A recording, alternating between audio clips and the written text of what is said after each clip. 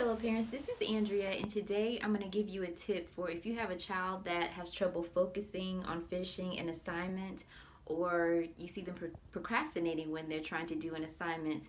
What you can do is break up the task, and we do this a lot of times for kids who are diagnosed with ADHD. So let's say math, for example, if there are 20 questions, you can fold the paper in half and just show them 10, or if 10 is too much, fold the paper in a quarter and show them 5.